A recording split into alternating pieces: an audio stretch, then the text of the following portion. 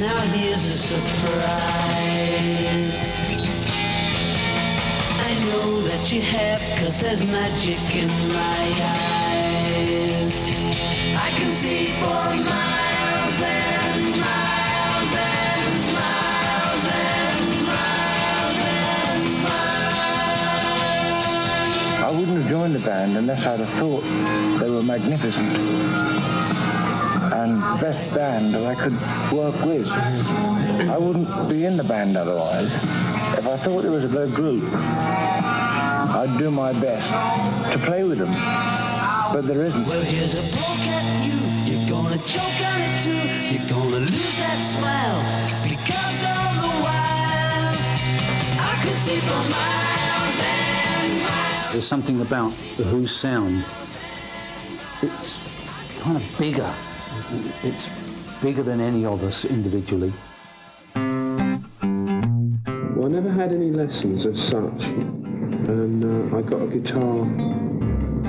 My grandmother bought me a guitar when I was 12 for Christmas. I broke a lot of strings on it, and it was finally when I got down to sort of just the D, the G and the B were left. It was then that I broke through, because I learned a few chords. And essentially most of the shapes are actually centered around those three strings.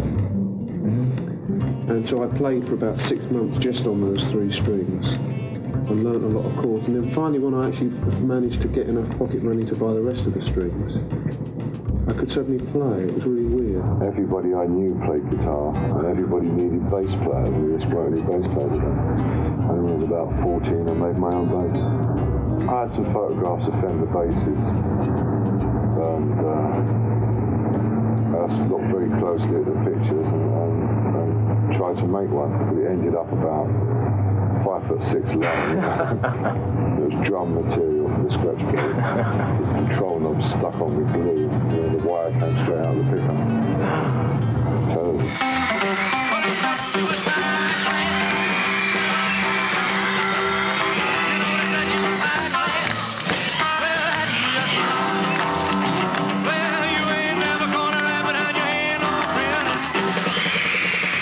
Born a Ted, I think. It really came with seeing Elvis Presley for the first time on the TV and in the cinema. And everybody was into Elvis, and everybody who went to see Elvis wore draped jackets and were teddy boys. And I thought they were fantastic. I never got much into roots rock, apart from Bill Haley. I never liked Elvis very much, or his band. I thought his band was pretty shitty. I used to think the Jordanaires were awful. And didn't like Scotty Moore. England then was subject to all American rock and roll. It wasn't subject, however, to West Coast music. It wasn't subject to surfing music. But I'd listened to one or two tracks from Beach Boys albums, Dick Dale, the Ripcords, and I liked that. I was pretty much of an odd man out. Everybody else, was like tuning into Chuck Berry and Bo Diddley. Right. Apart from John. John liked the harmonies. He wasn't too keen on the songs. So the songs and music, you couldn't really relate to those, Right. It's very difficult to relate to a surfing song in the middle of London. I was raised on Dwayne Eddy and Eddie Cochran, so when I was sort of playing bass at home, I used to stick the tremolo on the amp and play Dwayne Eddy numbers on the bass. And I suppose he was about the greatest influence. My dad was a musician. He was with Ronnie Aldrich and the Squadronaires. And as a kid, I always used to go and watch him. I used to like what he did. I used to enjoy the music, But being brought up on that kind of music obviously turns me slightly against it. Well, I first met Pete when I was about 12, which was in school, but we didn't form the band until I was about 14. We called it the Scorpions, and we had a drummer and a lead guitarist. Basically, the thing that I realised that there was good music, this great music, but it also carried a message. It was the blues, I suppose, but rhythm and blues, not sort of some poor old guy out in the swamp, basically just moaning. It was you know, the message of the blues contained with that incredible music that was around at that time, and about everything started to happen really fast. Just before I left school, Roger Daltrey saw me walking in the street, and I was carrying the homemade bass guitar under my arm, no case or anything. And he came up and said, I hear you play bass guitar. And I said, yeah. He said, well, do you want to come and try out for my band? Sort of, we're working and getting 30 shillings a night, playing pubs and stuff like that. So I joined, and the rhythm guitarist wasn't too hot, so eventually I brought in Pete. People in London started to like rhythm and blues, you know, which is essentially a good form of music. Groups started to play it, and there was an audience for rhythm and blues. We called ourselves the Detours, and we played with a different drummer. He was a fellow he was quite old, he was about 30 years old. And eventually we sort of started to overtake him musically. And just before we made the first record, the record company decided they wanted another drummer, and they tried to make us use this drummer with used to play for a Liverpool band called The Foremost. He was a good drummer, but he just didn't seem right. He wasn't, he didn't fit in the band. And then sort of Keith joined up.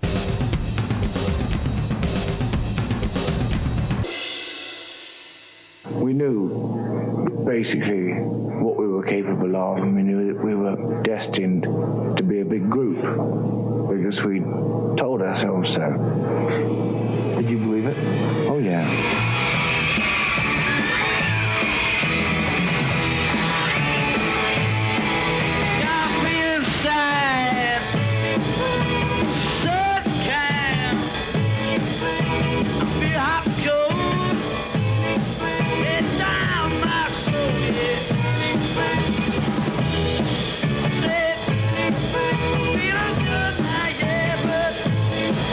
The first song that was a hit for me was Can't Explain, and we were doing a regular date at the Goldhawk Club. We went in there, and after the show a bunch of kids came up and they said, we just want to thank you. And I said, what do you mean? They said, we want to thank you for writing our song for us, we want you to write more like that. And I said, well, the song actually is about how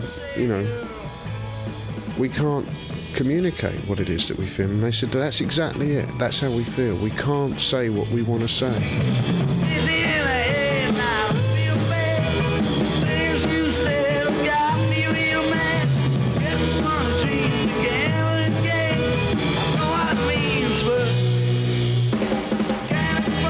Was the Detours the group when Roger was playing originally? And then that turned into the High Numbers? That turned into the Who, and then we used the name High Numbers for about 6 months. Because we chose the name The Who a little bit prematurely. It was, it was too weird for a long time. So we used the High Numbers for a bit, and then the time came when we were able to use The Who again.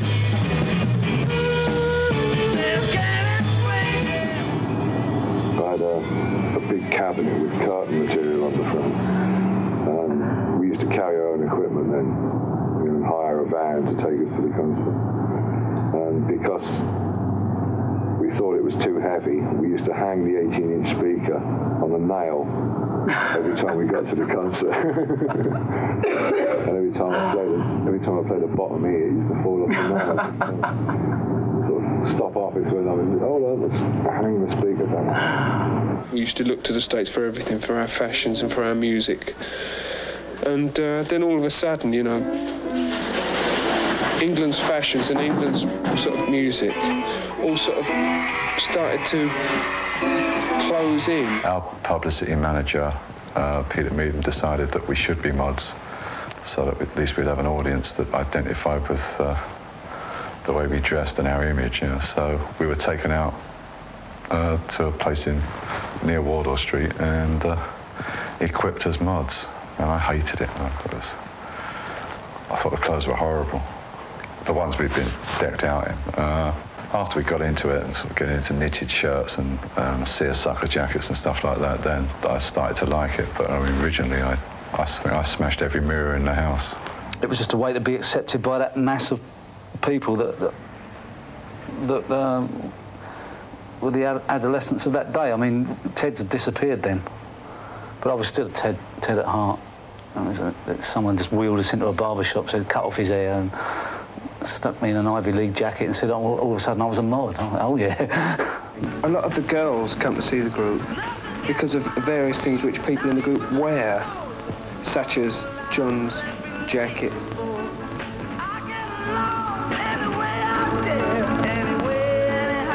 And my jacket's made out of flags.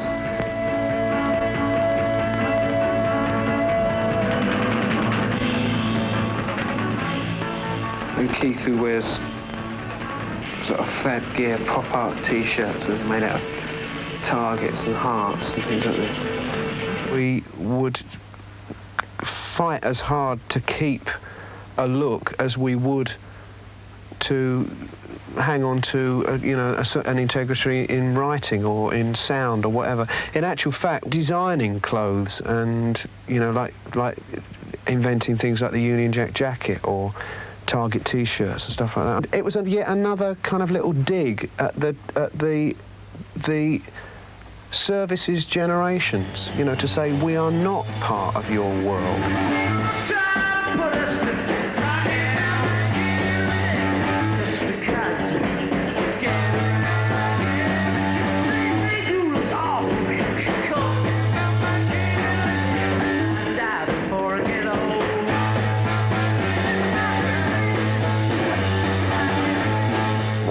People, when my generation first came out in England, thought that Pete was playing the solo, the bass solo.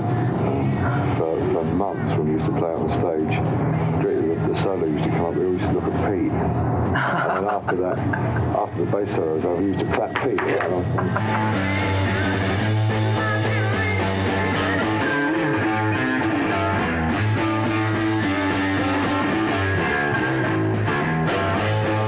I use a very sort of guitar-like sound, so it's if the audience don't know about the instruments, then obviously they're going to get confused. And the offensive thing is they sort of automatically think it's Pete, and yet they can't understand why Pete's just got his hand on a chord, and like he's just strummed, and there's a lead figure coming out, you hear a clang, and it's and they're still looking at him, thinking, how's he doing that? That's pretty cool.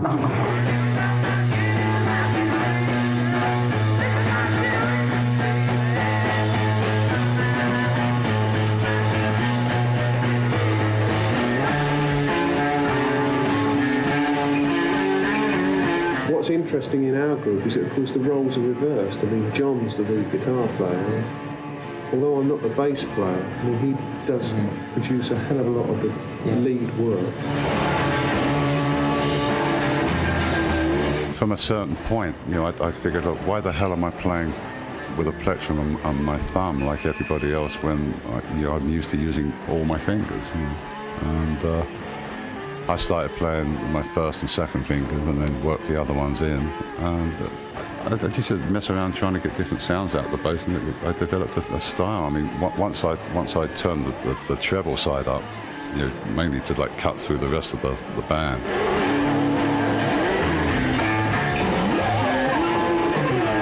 It's really still funny to this day, when we do like a song like Dreaming from the Waist, when John's doing this blinding bass solo, blinding, he's going like making Alvin Lee look like he plays in slow motion, and I'm just standing there going ding, ding, ding, ding, ding, ding, and all the audience are looking at me going, how can he do it? How is he producing that noise? Pete plays rhythm and lead, and I play bass rhythm and lead. We just play as much as we can all the time. So once the Who get on stage, everybody starts playing a solo straight away.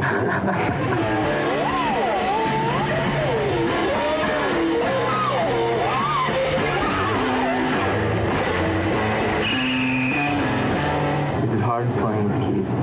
Oh yeah, must be the hardest drummer in the world to play with. Mainly because he just tries to hit nearly every drum at once, and if you try and fit in with one of his beats, you have to play like him. You have to go, all over the place. I used to play almost with Keith's bass drums, and John used to play with the top kit.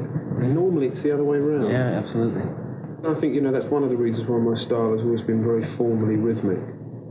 I've laid down the beat and Keith and John have worked around it to some extent. I mean, John's not that syncopated all the time. I think if you listen to my bass parts on their own, they sound unbelievably disjointed all over the place, but when you play the whole track at once, my producers notice this a lot. You play the bass line and you think, oh, that's a terrible bass line, I have to overdub that again. But once it's played with the track, it fits in. That's what comes from playing with Keith Moon. Keith's drums, if you play Keith's drums on its own, it sounds like an avalanche, right? But once you fit it with the track, it's okay.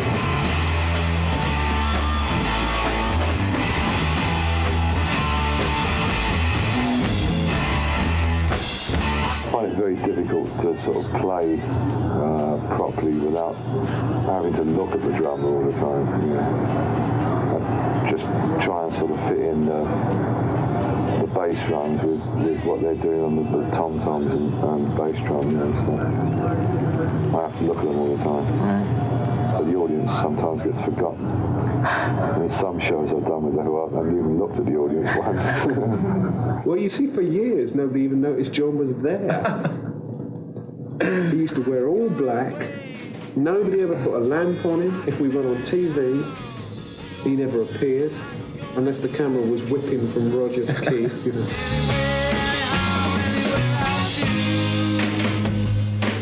I've tried moving a couple of times and really sort of haven't got on with it at all. I don't think it helps bass playing at all to move about. I mean, it may do with guitars because guitarists can play a chord and let it sustain and then move, or jump up in the air and play a chord while they're up there and come down again. But with a bass player, you've got single notes and things to play. And like moving about means you have to play a simpler part. I get along way out there anyway, anyway. Stand-up guitar players, it is a very physical thing, The way you feel and the way you move and the way you move your body and everything it's a big part of it. The fact that sometimes to actually pull a string up by the right amount, you have to give it some momentum and stuff like that. You can't play sitting down in the way that you can play standing up. And so for me, all that stuff, all that macho stuff, all became an expression. And I've never had any respect really for the guitar.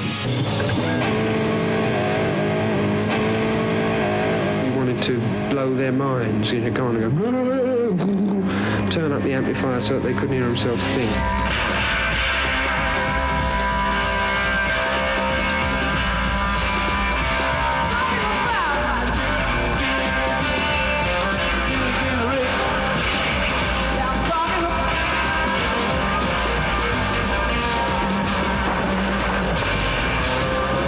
I started to get quite interested in feedback, but I was very frustrated at first. I mean, there were a lot of brilliant young players around.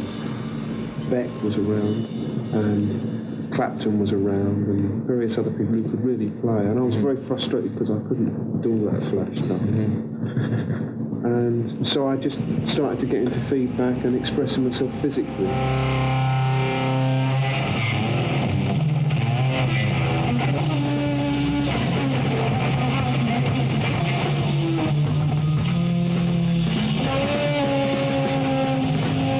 I mean, the first things you ever read about rock and roll, loud, in-your-face music.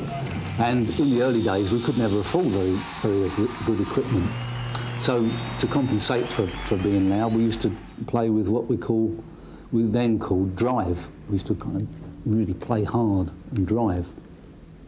But then as we got more money, we bought bigger and bigger equipment, and it got incredibly loud. Whether it got better or not, I don't know.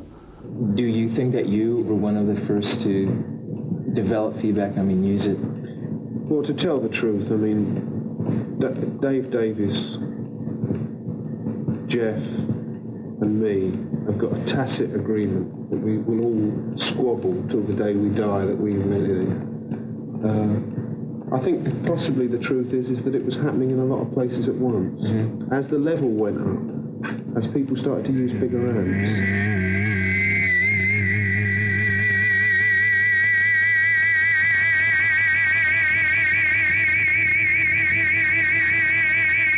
By that time it was a Marshall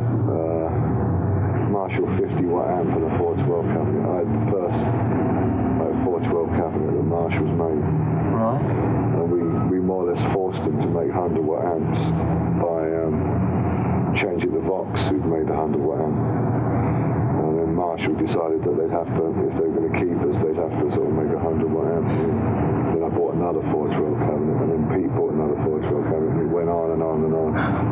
We had more equipment than any other band in the country.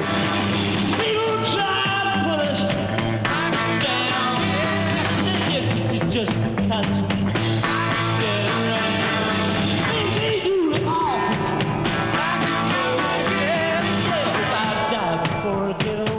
Singers had a hard time in those days because there was no monitors. So I sang for 15 years on the stage, and I may have heard 5% of the gigs we played. The rest was just like playing to the noise of a Concorde engine. When you're that close to the speakers, that's what it was like. In the middle, because, you know, a guitarist can just turn up if he can't hear what he's doing. If the bass player's too loud, he just turns up the thing. You know, but when you're stuck in front of the whole caboodle, it was fun days. You needed to be a brute, and I was a brute. Don't you all big what we all say. Trying to cause big sensation. Talking about my generation.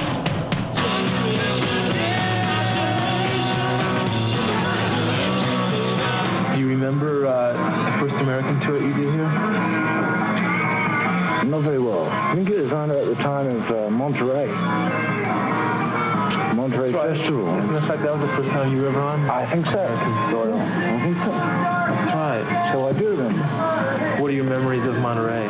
Great. Yeah. Beautiful 16-note jigs.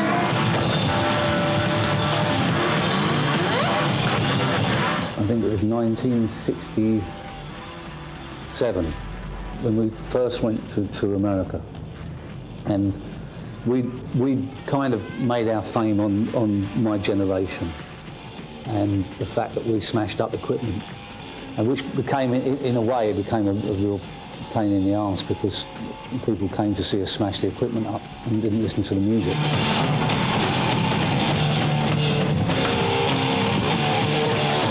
When, for a brief period, I stopped smashing guitars on the stage because it was costing a lot of money, kids started shouting out, "Smash your guitar, Pete, smash your guitar," and sort of getting quite annoyed that I wasn't, because to a large percentage of boys that had come to see the group, not girls, geezers that had come to see the group, they came to see, paid their money to see me hit my amplifier with the guitar and perhaps see a guitar break, you know, and at least they wanted to see me try.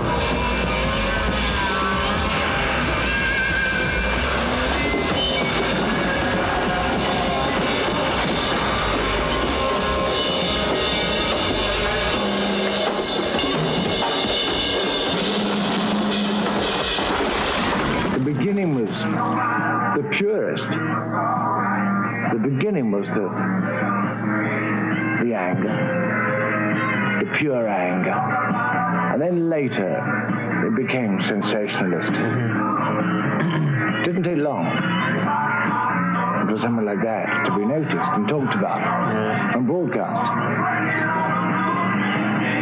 So it was it started off as a genuine gesture of frustration, a pure gesture of frustration. One day I was banging my guitar around, making noises, and banging it on this ceiling in this club, and the neck broke off because Rickenbackers are made out of cardboard. And everybody started to laugh. They're all kind of going, "Hey, that would teach you to jump around like a lunatic and teach you to be Flash."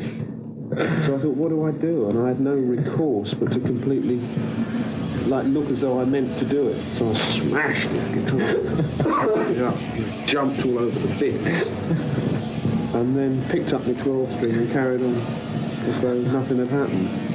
And the next day the place was packed. That was the first gig that our manager Kit Lambert had been to, and he thought that was part of the act. So when he found out it wasn't, he said, "Keep it in."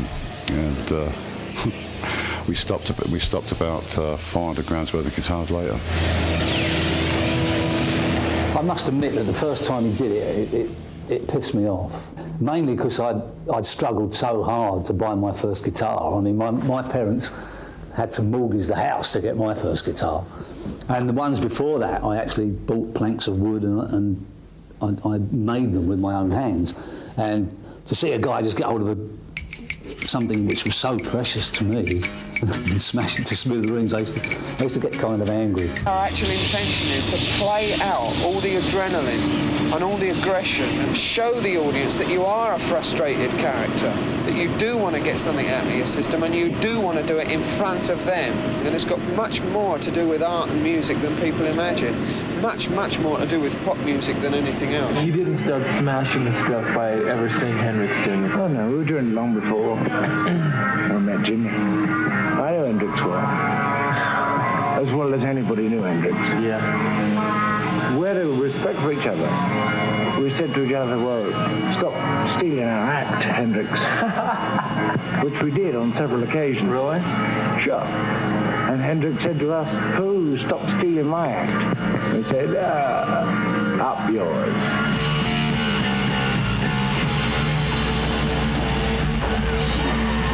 Once it was possible to smash up a hotel room or smash up a load of equipment and then pay for it and get a new lot the next day, of course the statement was futile and we should have stopped. It became a bit of an habit. I used to smash it about on the drums, the microphone, and that got a bit boring. Where could that go? Nowhere further. And one day I threw it, and it headed, from what I remember, I think I threw it and it was aiming towards Pete or Keith, and I stopped it from going with the other hand, and it came back to me. I mean, no one was more shocked than me, and I thought, wow, that's a good effect. But I never ever practiced it off the stage. I only ever did it in a show, so it kind of grew organically. Off stage, the group get on terribly badly. There's a lot of despite and things which flash around. The singer is a shepherd's bush geezer who wants everything to be a big laugh, and when it isn't, he thinks something's going wrong, terribly wrong. The drummer is a sort of a completely different person than anyone else I've ever met. The bass player, it just doesn't seem to be interested in anything, which makes it all very difficult. We gave him a Union Jack jacket to wear, and he put it on, and he'd wear it forever if you told him. And yet when I put it on to do some photos, I felt terribly embarrassed. There was no one of us that dictated policy. Policy was always who policy. It was always group policy. It had to be, because if one of us disagreed, they'd either be shouted down by the other three or proved wrong. But the one thing that was always encouraged in this band, and still is, well, what do you think, really? Come on, Keith, what do you really think? Sunrise was like your first acoustic, major acoustic? Oh, yeah, Keith didn't want that on the record. Really? See, in a way, that's a bit of a giveaway to the fact that at the time I was still studying a bit of, this jazz thing that I was into, and that song I wrote for my mother. Pete respects me. I respect Pete. The band as a whole respects each other because we say what we think. The thing is, it's bands that let ego get in the way. They start to take it personally. Oh, well, you don't want to do my song, eh? I spent all that time writing the song, and now you say it's no good. and they get angry with the other members of the band. Well, that's never happened with us. You know, we could turn around to Pete, we could turn around to John, we could turn around to any of them and say, it won't work for this band. Fair enough. And there's no bad feeling. We've always been very close, you and I, haven't we? No. Well, one of the things in the history of the group is that Keith and I have always had no history. Well. And I've hated him ever since I began. Since I've been doing the bulk of the writing. The thing is that he does no writing, and I do most of it. You know, the thing is that, of course, he keeps doing that. You know, he thinks he does the lyrics. Peter come in with an idea on tape. Come in with a rough dub. And we'd sit down and we'd listen to the tapes, listen to Pete's dub, and we worked from there. I mean, was there ever any stuff done just in the studio and spontaneous type thing like that? Everything we do in the studio is spontaneous, yeah. We don't rehearse. I mean, I'd never heard the tapes before. And so I just go out and play. If it's right on the demo, then the band aren't too proud to do it the same way again. But what's good about doing demos actually is that you've made a commitment to a particular sound. If there's something wrong with it, it's going to be very evident, so you don't make the same mistake twice.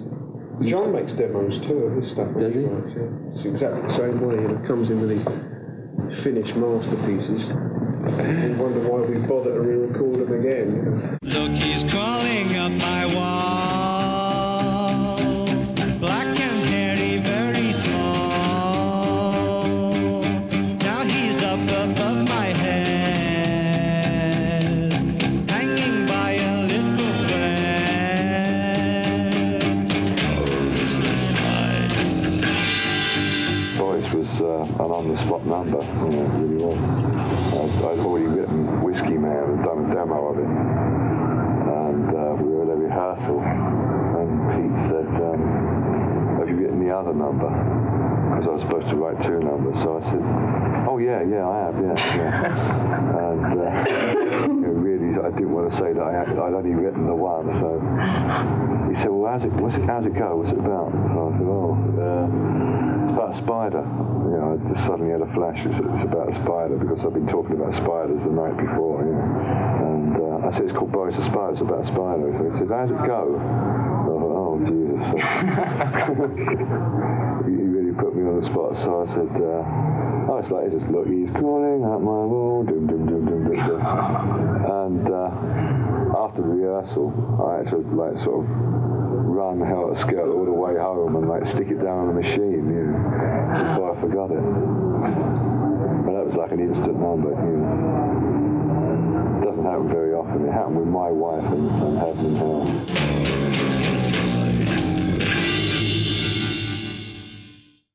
You know, there's only two writing individuals in the Who, that's me and him.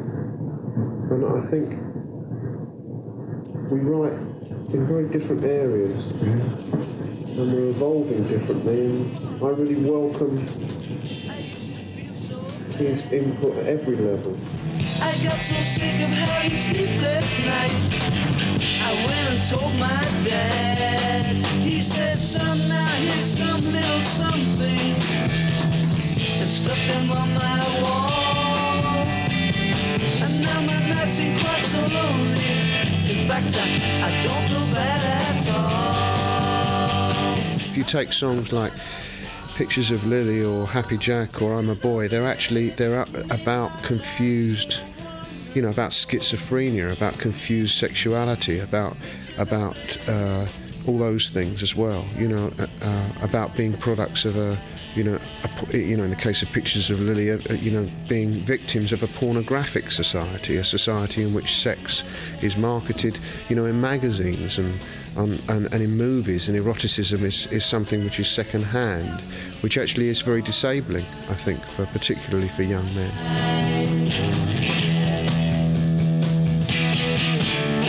Pictures of Lily.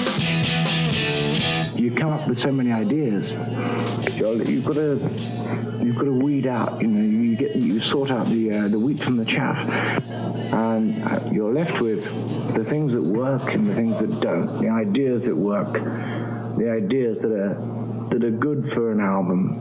I mean, it's like odds and sods, and they were songs that didn't fit in a particular concept. They weren't bad songs. They just didn't fit in a particular pattern, a particular album.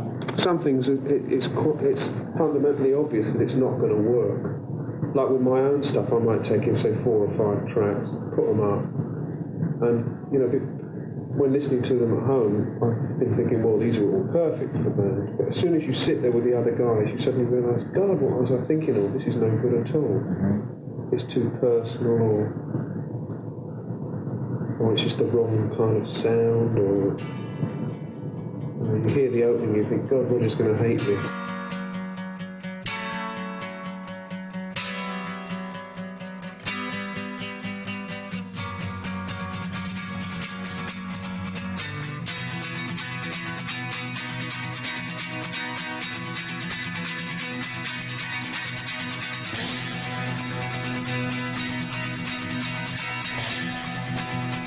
Yeah, I got very into Baroque music, Purcell and people like that, and I started to be very interested in the fact that they use transitions, melodic transitions, very rarely, and there would always be suspensions, tension, and then it would drop every now and again, and then there'd be another level of tension, and it would drop.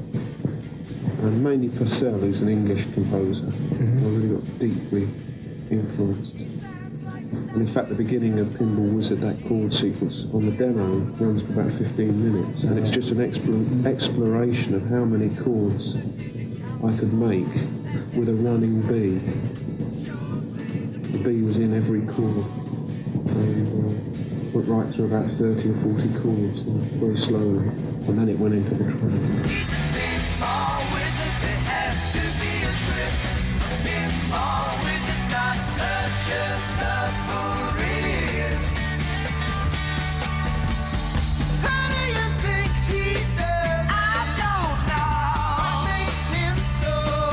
When we did Tommy, we were actually sort of recording in the afternoon and then rushing off to pay a concert to pay for the recording that we'd just done. So it was kind of a hand-to-mouth thing. And it wasn't until Tommy broke in the States that we had enough money to do better things. You know, I mean, we were using all our money to pay for equipment, recording, clothes, and everything we earned went back into the band. I think we were at the time of the leads, I think we were earning something like $100 each a week, and we put everything else back into the band. Well, that was pretty good. I mean, when we first started coming over here, we were earning £20 a week. Oh yeah, we did £250,000 in debt when we did Woodstock. You know, that's why we insisted on getting paid for Woodstock, because if we hadn't got paid, we would have gone bankrupt. I think there are only about 3 bands that got paid. We actually stayed at the hotel and we refused to leave until the money was actually passed over to our production manager. We took that money and paid the income tax man. Just after Woodstock, The Who had a big revival of interest in Tommy. And, you know, a lot of people used to come and see us, and they used to say, in Britain it used to be, you are our favourite group with Deep Purple. I used to go, huh? And over here it used to be, you are our favourite group with 10 Years After. And both groups I hate. And it was very hard to live with, in a way, that, you know, we were being lumped in with these, like with Deep Purple, with this incredible sort of heavy metal. And it was because, you know, Richie Blackmore used to sort of bash his guitar on his head and sort of smoke a cigarette through his teeth and play a mouth organ back to front and all this. And that was really what people were in. And of course with The Who it was smashing up pyrotechnics, and with 10 Years After it was that, you know, like backwards tape Chinese guitar playing. I mean, the image I kind of ended up with in the 70s, first of all, started from me getting fed up with using dippity-doo to straighten my hair.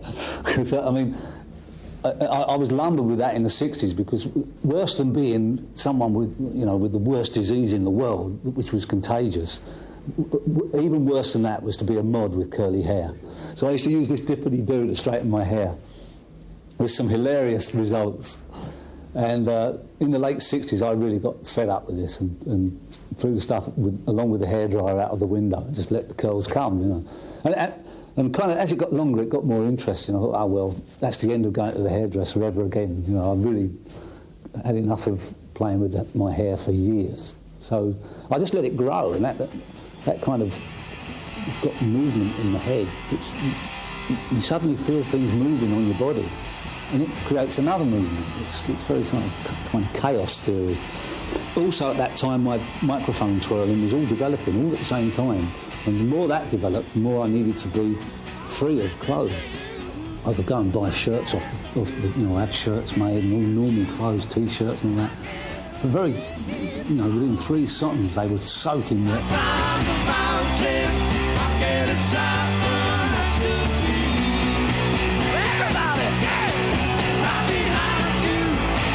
We found in Tommy, as a band, tremendous individual roles.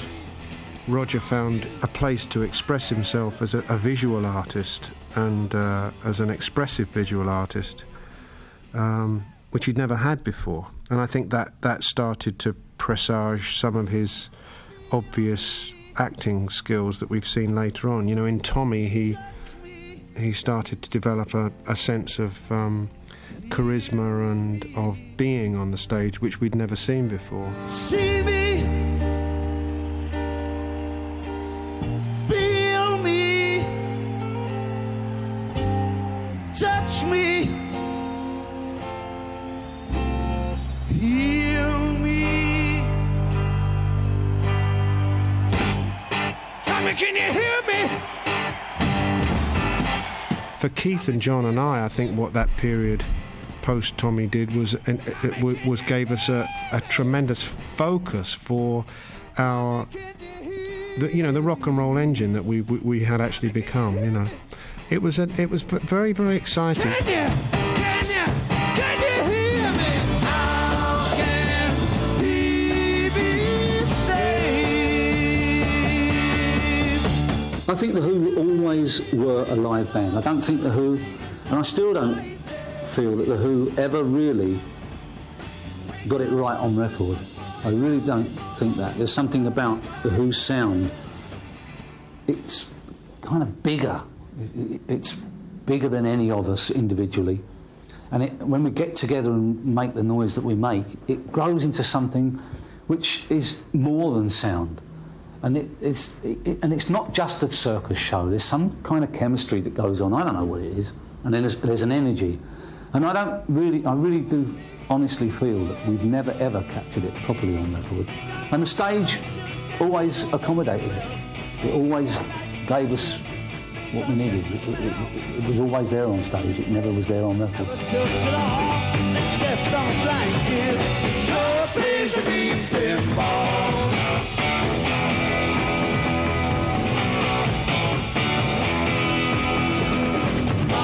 The feeling of power in the band at the time was just extraordinary, and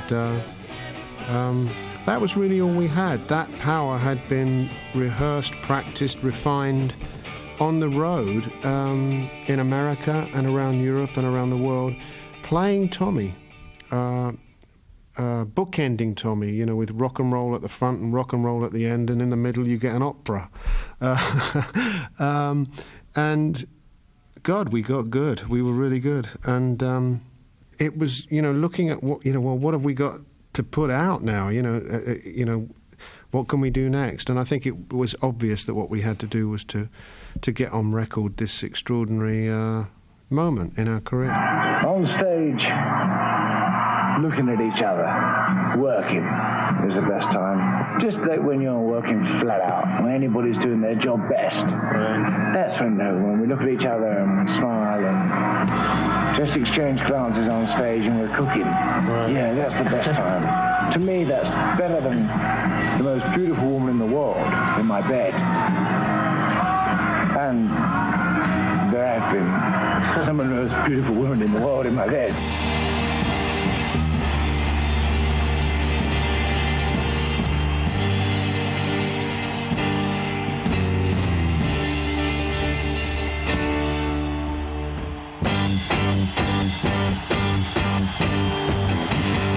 Tommy was incredibly difficult to follow. It was huge. It kind of existed outside of the Who. It challenged the Who. It challenged what we were. it changed us but didn't tell us what to do next. And although it kind of got us out of the whole, prior to which we'd been a singles band that wore funny clothes and smashed their equipment, it left us with another big job, which was what do we do next? Can you feel me near you? Tommy, can you see me? Can I help to cheer you? Oh, Tommy. I guess we kind of looked at each other with blank faces. We really relied on writing more songs. Around about 71, 72, I'd written too many songs that could possibly be used for those, so I went off and did a solo album and started going in my direction. But it was very difficult. We were always very wary of doing concept pieces because they took so long to write and so long to record, which meant we were off of the road and not earning any money. But Who's Next started off as a concept piece called Lifehouse. This was an attempt to follow Tommy, which really, really, really did fail. It was a terrible failure. We got one of our best albums out of it, and we got enough material to fill up, odds and sods and a couple of other things. But it possibly could have worked. But the grand design we had of it, sort of trying to actually sort of relive the thing with our audience, instead of actually sort of Lifehouse being a concept piece, it'd be a concept way of life thing. And we sort of decided we're going to move into the young Vic and live with our audience and eat with our audience and play to them and stuff like that. And it really didn't work. And we decided that we had enough material anyway for a single album, and Who's Next came out.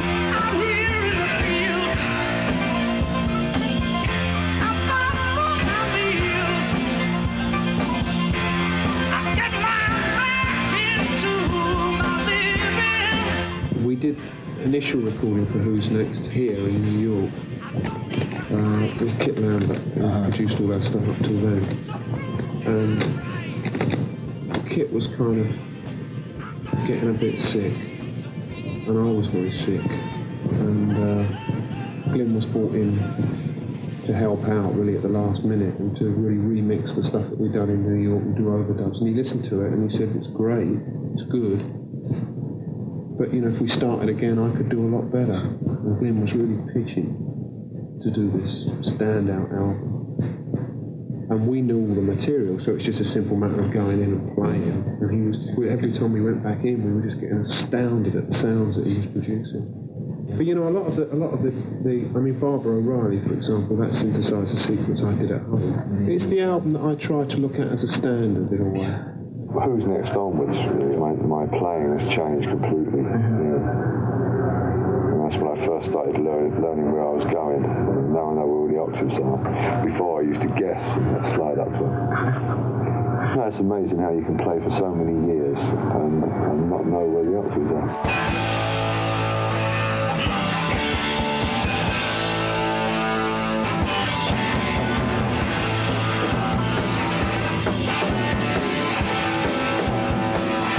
There's only one classic chord that I couldn't live without, and that's that basic A chord, the A chord that you hear at the front of Won't Get Called Again, and in possibly practically every song on Quadrophenia.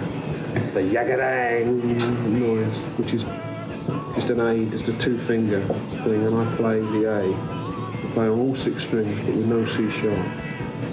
In a sense, that chord is like just the backbone of everything. Followed closely by a G, followed closely by a D, and then back to the A.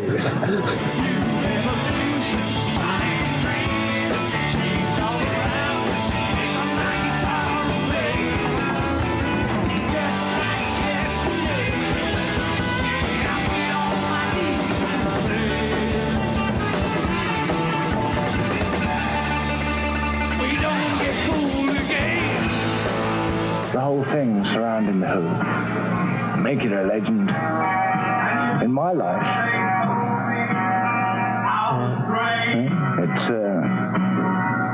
It's already a legend. Whatever anybody else thinks of it.